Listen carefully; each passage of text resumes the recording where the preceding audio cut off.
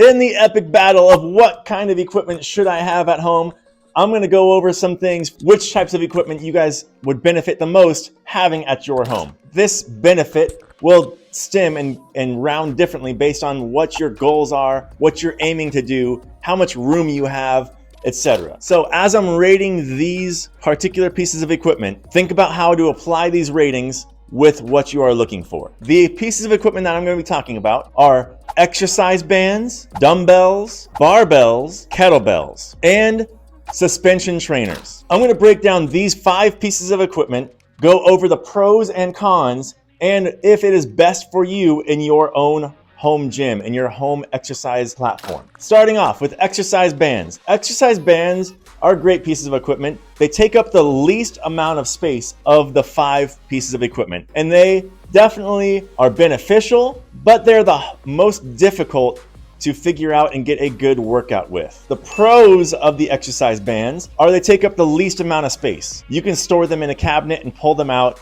and get a workout in. They're probably the cheapest of all of these forms of equipment. Also, your exercise bands have great varieties of exercises that you guys can apply with them. So those are 3 pros of the exercise bands. The cons of the exercise bands. Con number 1, if you are not quite sure what to do with exercise bands, it takes a lot more research to get things figured out because you may have seen some common exercises with exercise bands. However, to get more elaborate and to get more detail with your training and to continue motivation with that kind of detail, it's hard to do. So exercise bands takes a lot of application and a lot of understanding in order to get a high quality workout. Con number 2, if you are looking to get stronger and more fit, these are probably the least beneficial for you because there's going to be one set resistance and it's not going to be very much, and it's ultimately going to be not nearly as challenging as the other pieces of equipment that I'm mentioning in the video. Exercise bands are solid, cheap, easy to store.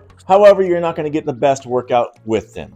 So on this, the exercise bands are listed as number 5 on this list. Number 4, slightly better than exercise bands, and I know it's going to be controversial, but it is barbells. The pros of a barbell. It is by far the best thing you can do to increase your strength. However, if you're looking for home gym equipment, the cons of a barbell and the weights are pretty darn high because for one, an Olympic barbell takes up to 8 to 10 feet of space as you guys are training. And you will likely have to get a bench or a variety of different benches and a squat rack in order to make sure that you guys are utilizing the barbell correctly. Granted, you can use barbells on the floor, but you're very limited on what you're going to be able to do. So the barbell itself is great, but you need to be able to apply weights to get the full benefit, and those weights are really expensive. So the pros of the barbell is you're going to increase strength dramatically because it is one of the best pieces of equipment that you guys can have in order to focus on increased strength. The cons of the barbell is just at home. I'm saying if it was at the gym, these things would be number 1. But with your at home and you're looking for the best bang for your buck and the space you have, barbells take up too much room. It costs way too much money to apply all these different weights, and you have to find places to store them. And you need to make sure that you have other things such as benches and squat racks to utilize the barbell correctly. That is why barbells are listed at number 4 on the list. Number 3 on the list, right there in the middle, and it is the forever long debate. Which one is better between the 2 of these? And at number 3, I am putting dumbbells. Now, dumbbells are fantastic pieces of equipment. Here are the pros of dumbbells.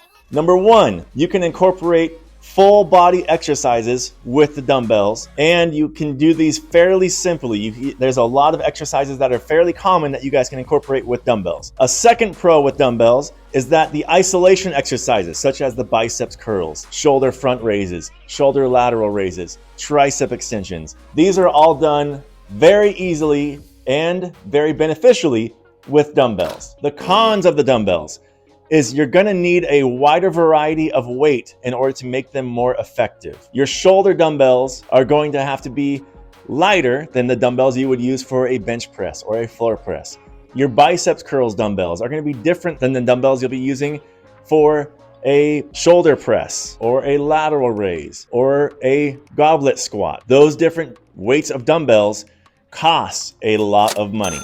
And dumbbells take up a lot of space if you start getting more and more and more based on adding more weight. So, pros of dumbbells, the wide variety of isolation exercises that you guys can apply. The cons of dumbbells are the price, because as you increase more dumbbells, it's going to cost more money, and the amount of space that it takes up. Number 2 on the list, the winner of the battle is the kettlebells. And now kettlebells are fantastic pieces of equipment to use to increase your power and to evolve into full body compound movements. Now, I know a lot of exercises can be done with dumbbells and kettlebells that could be pretty much the same, but you have to consider a couple things with a kettlebell. With a dumbbell, if you hold it kind of like a kettlebell, the weight is more geared on the bottom of that dumbbell, whereas the kettlebell, there's a specific handle where all of the weight goes below it. The dumbbell, a portion of the weight is below it. The kettlebell, all of the weight is below the handle. And where you place your hands according to where the weight is makes a big impact on your rate of force production. Pros of kettlebells. Number 1, you can increase your power and strength while using kettlebells. Number 2, they are great for full body movements, compound movements, and ways to increase your explosiveness, aka your power. Number 3, they don't take up as much room as a full set of dumbbells. Granted, they do take up room. They're around the same price, maybe a little bit more, but they take up a little bit less room than a full set of dumbbells. Cons of kettlebells: if you do not know how to use them correctly, there is a little more application in order to make sure you guys get kettlebells down correctly. Also, cons of kettlebells is you're going to need to select a few different weights based on what exercises you wanted to do. If you're doing kettlebell swings, deadlifts, those sort of exercises, you're going to probably need one specific weight versus doing them for a snatch, for a press, anything overhead. You're going to use those for different exercises. And so these kettlebell weights will vary on price. If you are thinking about dumbbells, keep a couple things in mind. Number 1, think of humility. Go a little bit lighter than you would expect. Usually on average, the best range of dumbbells to start with are between 20 and 25 pounds in order to incorporate into multiple exercises. If you're thinking kettlebells, you should be thinking between 17 and 26 pounds for your kettlebells. Do not over or underestimate the weights that you guys are purchasing. If you are leaning towards dumbbells, dumbbells are great for building the beach body, like I said, with isolation exercises. And if you are a beginner at exercising, dumbbells are a little better than kettlebells. If you are working on athleticism and strength and power, and you want to apply yourself and get better on your mobility and increase your overall strength and power, etc., then kettlebells are the way to go. So if you're looking for that beach body, dumbbells would probably be a little better than kettlebells. If you're looking for athleticism and mobility, kettlebells are the way to go. Number 1 on my list, and it's going to be very controversial, I know, but I love these things. With my background on Ninja Warrior, with my background in obstacle course training, with fitness modeling, all of that, there has been one common denominator for all of these exercises. I have spent a lot of time with barbells. I spent a lot of time with bands, spent a lot of time with kettlebells, spent a lot of time with dumbbells, and I'm constantly cycling between these. However, one piece of equipment always finds a way to jump in there, especially on my busy days, and that is the TRX suspension trainer. Now, suspension trainers are phenomenal pieces of equipment. Here are some pros of the suspension trainer. Number 1, it takes up barely any room and it could be tucked away and unseen. The best way that you can have a suspension trainer is using rafters or something overhead.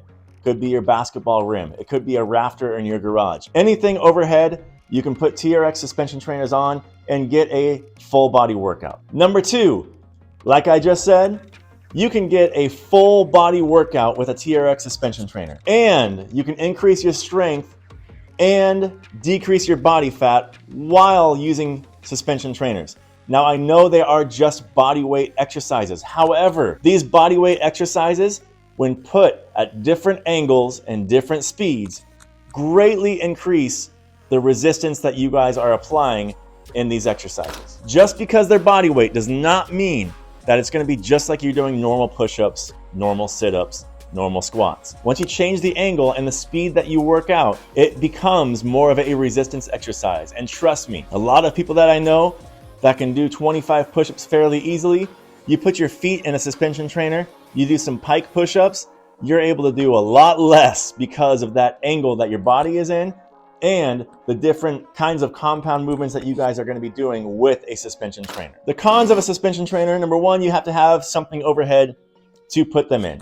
Now, I know there's a door jamb accessory. I'm not the biggest fan of that. I know it's a last resort. If you guys have a door jamb accessory, that's great. I'm not the biggest fan of it. I'd prefer something overhead. Secondly, you're not going to be able to increase weight. So you're going to get to a certain point where you kind of plateau, and you're going to have to be more creative with the movement patterns in order to increase the resistance, meaning you change the angle, etc. So there's a little more application in making sure that you guys are doing the right things to increase the resistance for a suspension trainer. But they are phenomenal pieces of equipment. To wrap things up, those 5 pieces of equipment are super beneficial to have in your home. Those were the pros and the cons. There's nothing wrong with any of those. But make sure that you guys, if you pick one of them, you actually apply yourself and you get better, you get bigger, you get stronger, and you make yourself commit to a program with these pieces of home equipment. That's the main thing.